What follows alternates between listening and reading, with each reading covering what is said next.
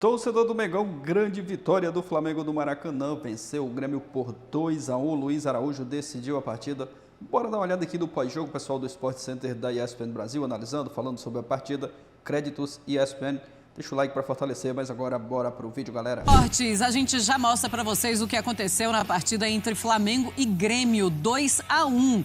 Luiz Araújo fez os 2 gols do Flamengo e o Grêmio no finalzinho, com o Edenilson, que tinha acabado de entrar, diminuiu 2-1 placar final. Eu estou ao lado do Gustavo Zupac e também do Fernando Praz para a gente falar dessa partida, mas a gente também vai mostrar para vocês como foi Cruzeiro e Cuiabá, tá, Fãs de Esportes? Daqui a pouquinho a gente mostra os gols de Cruzeiro e Cuiabá e aí a gente já segue o nosso Sport Center. Daqui a pouquinho a gente vai também para Criciúma para falar do jogo do Internacional contra o São Paulo. Fala, Zupa, tudo bem? Boa noite. Boa noite, Marcela. Boa noite, Praz. Boa noite, Fã de Esportes. Uma vitória muito boa do Flamengo, não só porque reconduz o time à liderança, né, depois da vitória do Botafogo sobre o Fluminense, mas porque o jogo foi interessante também, né? Vamos para os gols do Cruzeiro, né? Porque o Cruzeiro venceu o Cuiabá, tá aí na tela o cruzamento do William pro gol do Matheus Pereira, o primeiro gol do Cruzeiro. Belo gol também. De cabeça, belo gol. E ele abre o placar, faz 1-0.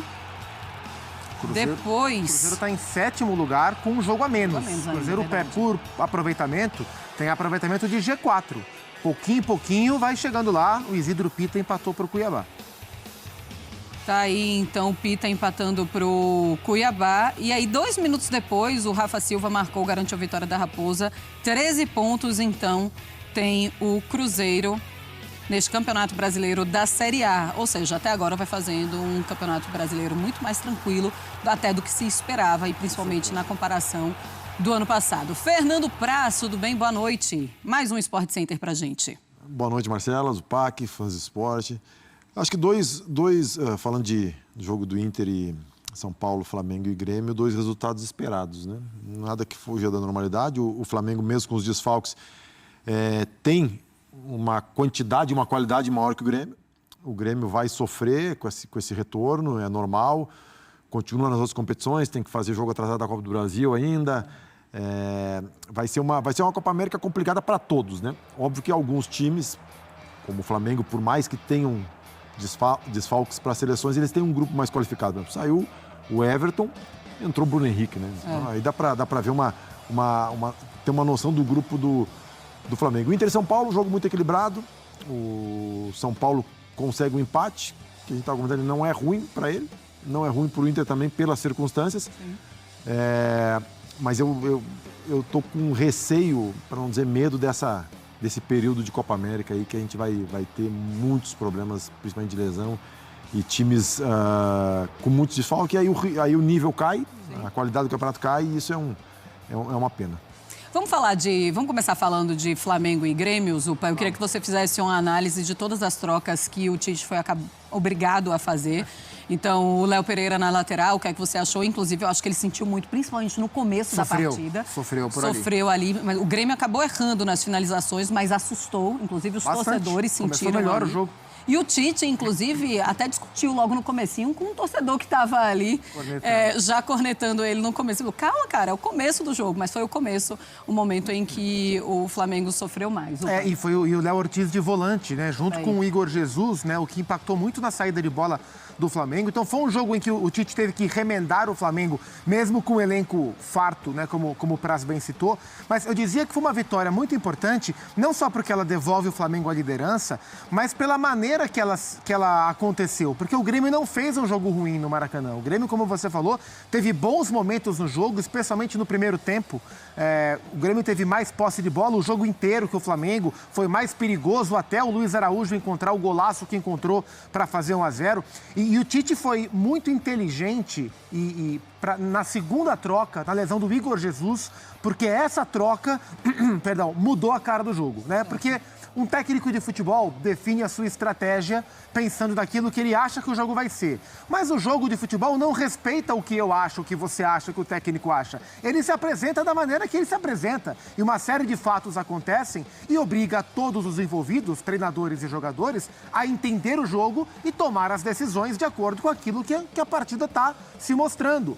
E o que a partida estava mostrando? Um Grêmio melhor do que o Flamengo, um Grêmio com mais posse e atacando mais do que o Flamengo, Em consequência disso, oferecendo mais espaço nas costas dos seus laterais, porque o Grêmio subia muito pela direita em cima do Léo Pereira e com o Reinaldo pela esquerda. Quando o Tite perde o Igor Jesus, e na transmissão do Premier, a equipe de reportagem até chegou a falar, olha, o Vitor Hugo está perto de entrar, está em aquecimento. Mas aí o Tite, acho que olha melhor, pensa melhor e fala, olha, se o Grêmio está ocupando mais espaço no campo de ataque, me atacando mais, subindo com os seus laterais e deixando mais espaço, ele tem que entender o que o jogo pede. O jogo pede transição, o jogo pede velocidade nas costas dos laterais. E aí ele põe o Luiz Araújo.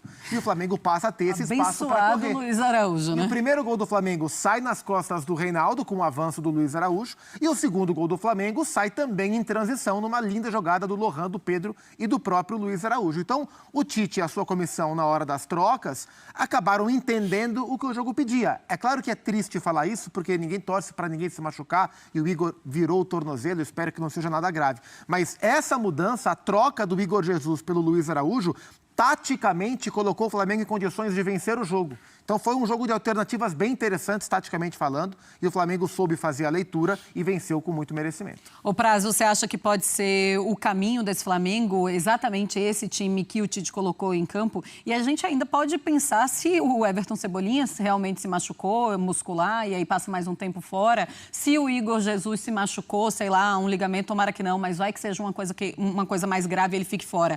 Dá pra gente imaginar uma Copa América inteira com esse time que a gente viu? Com o Bruno Henrique como titular. Só o Gabigol que não, né? Tem o Alan para voltar, né? E o Ayrton Lucas, né? Os dois. É assim, é difícil falar, porque como o Zupa falou, cada jogo ele pede uma situação. Às vezes tu imagina uma coisa e dentro do jogo as coisas acontecem diferente, ou pela estratégia do time adversário, ou até mesmo por uma atuação técnica de algum jogador teu que está perdendo um duelo e está com uma situação fragilizada, tu tem que fazer alguma mexida.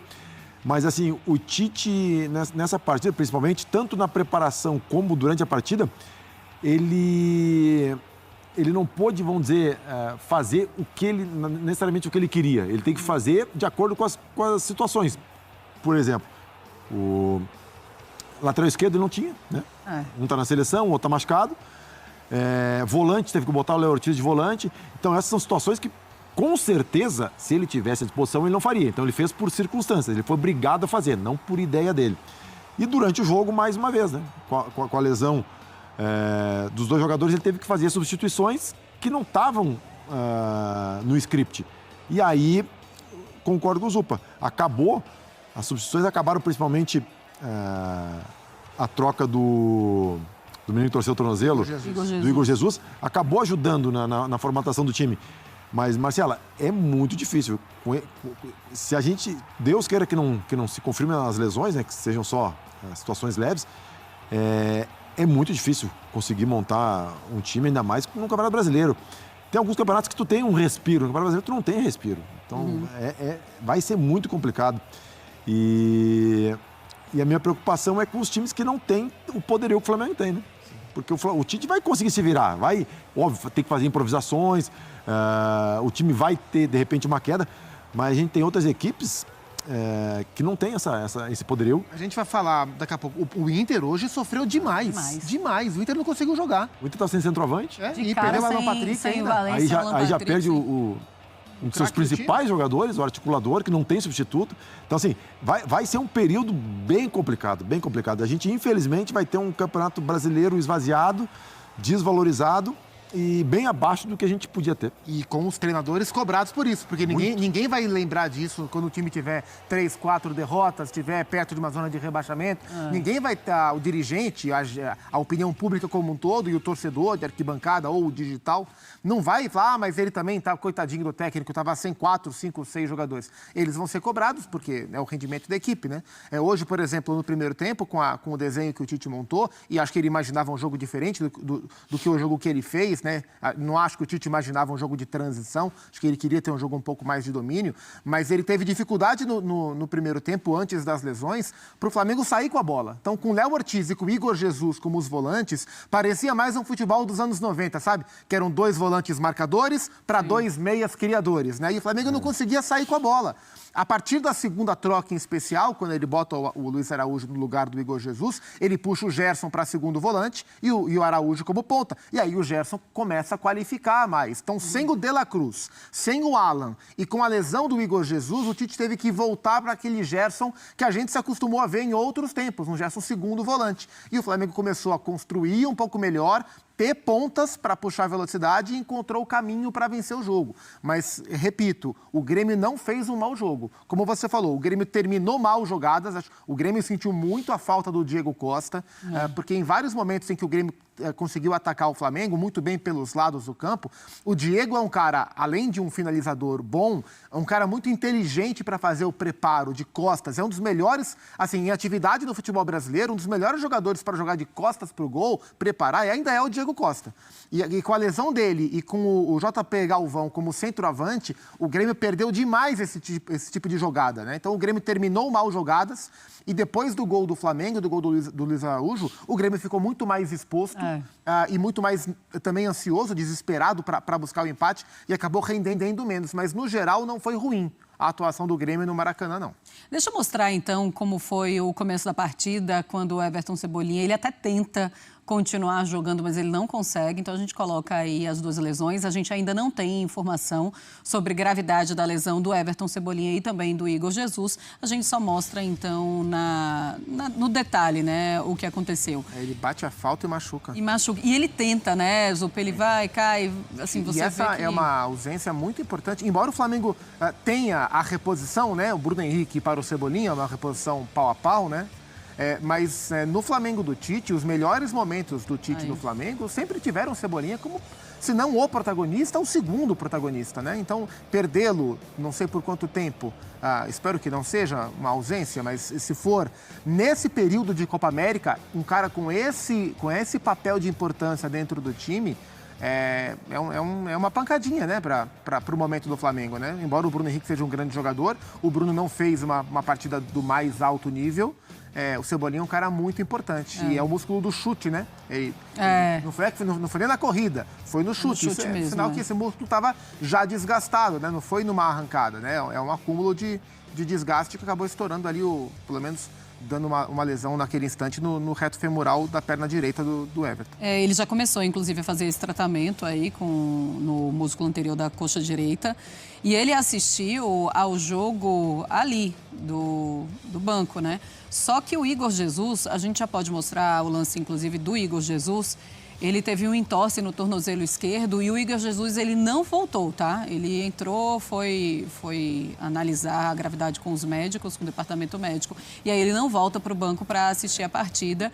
Então, a gente fica... Foi uma infelicidade, porque ele vai encurtar para impedir o chute do atleta do Grêmio.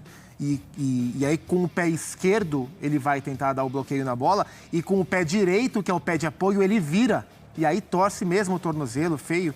Espero que não seja nada ligamentar, né? Tornozelo é uma região sempre muito delicada, mas foi uma infelicidade muito grande. Ele foi tentar desarmar o adversário e com o pé de apoio ele acabou virando e sofrendo essa lesão. Pois é, e aí, lógico que o Departamento Médico do Flamengo vai atualizar como estão os dois jogadores, e assim que a gente tiver essa informação, a gente repassa para vocês, tá? Fãs de Esportes. Daqui a pouquinho a gente vai para o Maracanã, tem entrevista do Tite, do Renato, e a gente vai mostrar ao vivo para vocês. Ô Praz, quando você olha para esse time do Grêmio na partida de hoje do Flamengo, você estava falando, é um resultado completamente normal, tá jogando no Maracanã, o Flamengo é um time muito bom, melhor do que o Grêmio, um dos melhores do Brasil, tanto que é o líder do Campeonato Brasileiro, mas qual é o ponto positivo do Grêmio hoje?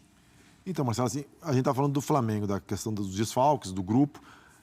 E aí o Zupa tocou no aspecto do Diego Costa, tem o Vilha Sante. São dois jogadores que o Grêmio não tem grupo para suprir a carência de um Diego Costa e do Vilha Sante. Então, assim, fica muito complicado, né? O Renato, desde o ano passado, já eu falo isso, o campeonato que o Grêmio fez ano passado, lutando pelo título até o final... Eu considerava o Grêmio um intruso entre os primeiros colocados no ano passado. Com certeza. Então, assim, o Renato, ele tem toda esse folclore em torno dele, né? Que ele fez questão de cultivar também, né? Do bom vivant. Mas, cara, alguma coisa tem, porque o trabalho que ele consegue fazer todo ano, óbvio, ele é um cara que ele tem uma linha de trabalho. Ele traz o Diego Costa quando muita gente não queria. Ele vai e busca o Edenilson quando muita gente não queria. Ele traz, na época, o Diego Souza, quando muita gente não queria. Agora trouxe o Rodrigo Caio, né? Estava um tempo sem. Então, assim, o Renato ele tem esse poder sobre o grupo muito grande. E o que pode ajudar o Grêmio nesse momento é justamente isso, porque em termos de qualidade de grupo, o Grêmio não tem condições de competir com esses times da ponta, né? Em questão de investimento, em questão de jogadores, e ainda mais, como eu falei, com aqueles jogos que o Grêmio tem em atraso. Então, assim, é um momento que o Grêmio vai passar muito, muito difícil. E aí a minha esperança é justamente essa capacidade de gestão que o Renato tem, que ele consiga gerir o grupo dele, mas ele vai ter que tirar a coisa da cartola, sabe? Porque com Copa do Brasil, com Brasileiro e depois voltando a Libertadores, é muito complicado. Hoje estava sem o Vila Sante, que está na Copa América, sem o Diego Costa machucado, o Soteldo na seleção venezuelana, o Gustavo Nunes, que é um menino ponta que poderia perfeitamente jogar no lugar do Soteldo, um menino muito habilidoso, também acho que está suspenso, também não jogou, então são vários problemas. Ele optou por um time mais encorpado, né? As prévias do jogo davam que o Nathan Fernandes seria o ponta pela esquerda, e ele optou pelo Galdino, né? Jogando pela esquerda, um time um pouco mais encorpado, com o Pavão jogando pela direita, jogadores mais experientes, mas na definição da jogada não funcionou tão bem. O meio-campo até que conseguiu se comportar bem, né? O PP de novo fez um bom jogo, o Cristaldo pisou menos a área do que ele está acostumado, mas no primeiro tempo tentou articular. Foi um primeiro tempo em especial, onde o Grêmio... bem também, o Pavão bem também, né? Sim, até ele tirou o Pavão antes de tirar o Galdino, que ele fosse fazer o inverso.